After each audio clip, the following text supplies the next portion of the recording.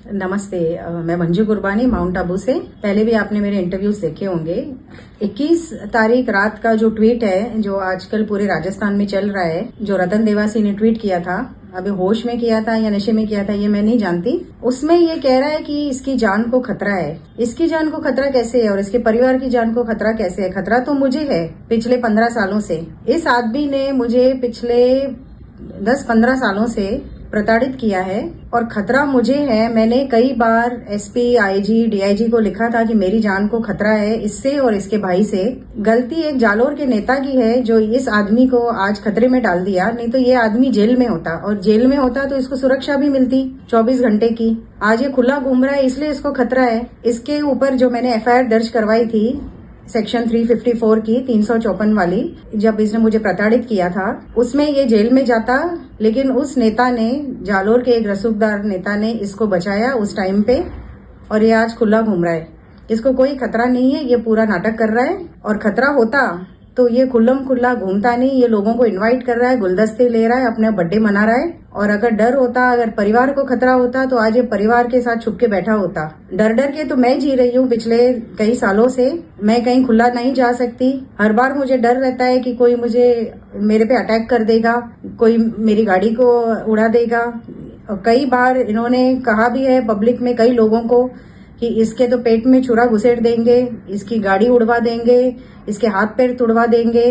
तो इसको कोई खतरा नहीं है और ये सिर्फ एक ध्यान भटकाने के लिए ये सारा जो ट्वीट का मामला है ये रचा गया है। और दूसरा मैं ये कहना चाहती हूँ देवासी समाज से, मेरे भी कई पहचान वाले हैं जो देवासी समाज के हैं। ये बहुत देवरूपी समाज है, ये बहुत अच्छा समाज है। मेरे कई देवासियों से घरेलू संबंध भी है, माउंट आबू में भी और बाहर भी, मुंबई में भी कई देवासी रहते हैं जिनको मैं पर्सनली जानती हूँ। तो इस समाज से मैं ये कहना चाहती हूँ कि आप लोग पहले इंक्वायरी करिए, और अगर मैं गलत बोल रही हूँ, अगर आपको लगे कि मैं गलत बोल रही हूँ तो मेरे पे मुकदमा दर्ज करवा देना। आपके समाज की एक लड़की जिसको ये बहू बना के लाए थे, उसको प्रताड़ित करके इन्होंने अपने घर से भगा दिया, तो इसीलिए इनकी बुद्धि भ्रष्ट हो गई है। तो आप ये इंक्वायरी करिए कि अगर आपके समाज की लड़की को प्रताड़ित करके इन्होंने घर से निकाला है, तो जो युवा हैं, आजकल तो बहुत पढ़े लिखे युवा हैं, बिजनेस कर रहे हैं, मुंबई में भी रह रहे हैं, बाकी सिटीज में भी रह रहे हैं, देवासी समाज के जो यंग जनरेशन है, तो आप लोग इतना इस आदमी के कहने पे, बहकावे पे क्यों आपस में लड़ रहे हैं? आप पहले ये देखिए कि इसने आपके समाज को दिया क्या है और ये किस तरफ आपके समाज को लेके जा रहा है। तो मेरा आपसे ये निवेदन है कि आप ये सब चीजों की जांच करें। और मेरा सोनिया गांधी जी से, राहुल गांधी जी से और भजनलाल सरकार से ये निवेदन है कि आप न्याय करें। तो मेरे मामले में भी आप थोड़ा ध्यान दें कि एक महिला इतने सालों से कह रही है, मैंने एसपी को, आईजी को, अशोक गहलोत जी जब चीफ मिनिस्टर थे, उनसे भी मैं मिली थी, उनको भी मैंने बताया था ये आदमी मुझे इतना सता रहा है इतने सालों से। तो आप इसकी भी जांच करिए, मेरे मामलों की भी जांच करिए। इस आदमी ने प्रशासन को, पुलिस को, सबको इतना पॉलिटिकल अप्रोच यूज करके